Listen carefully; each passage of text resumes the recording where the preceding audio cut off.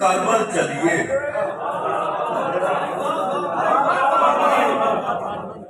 नगन सुन लिया।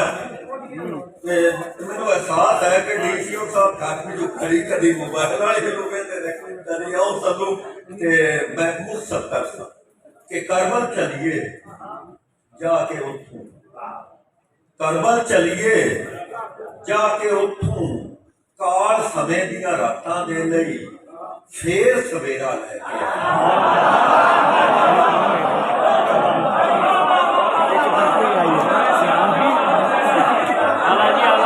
करबल चलिए जाके उठूं, काल समय दियां रातां दे लई फिर सवेरा लैके आइए।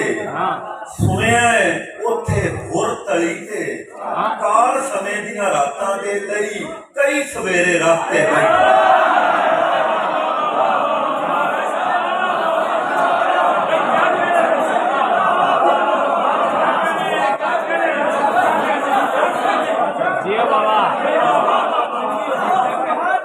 दो शेर के दो परछावे शेर वेख लिया है। दो परछावे हित जाने दे हैरत,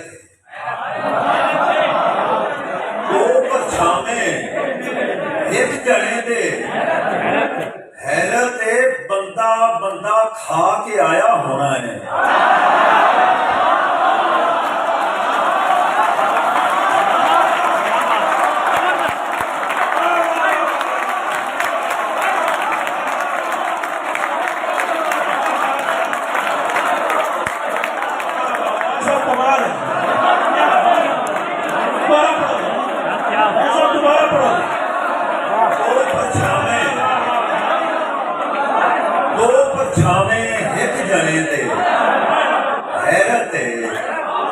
बंदा बंदा खा के आया होना है। एक और शेर के अपना आप जे वेखूं असली शेर अपना आप जे वेखूं ते मेरियां अखीं वेख।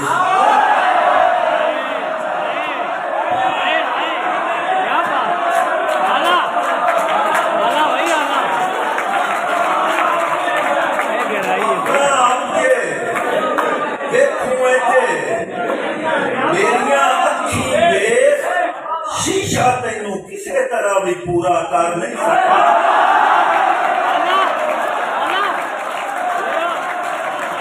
किसी तरह भी पूरा कर नहीं सकता।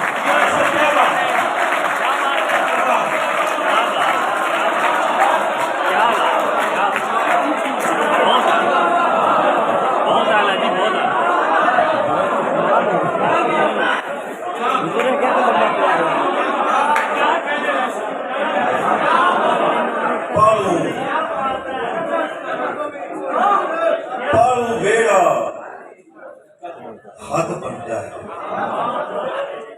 शेर वेख्या पालू बेड़ा हद बनता है। मुड़ जा रोड़ा कद बनता है। पालू बेड़ा हद बनता है, मुड़ जा रोड़ा कद बनता है। तो शेर वेख्या है कि वेख के तैनू संभलन तीकर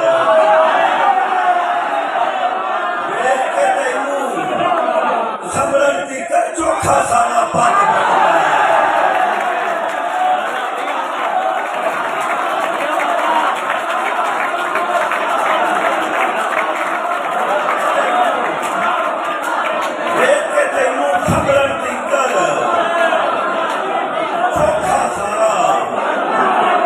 बनता है। हाली रंगा ओले बैठा, हाली रंगा ओले बैठा, देखो मंजर कद बनता है। हाली रंगा ओले बैठा, देखो मंजर कद बनता है। क्यों भाई हाशमी, क्यों भाई ओनू क्यों ना वेखा, ओनू वेखण जद बनता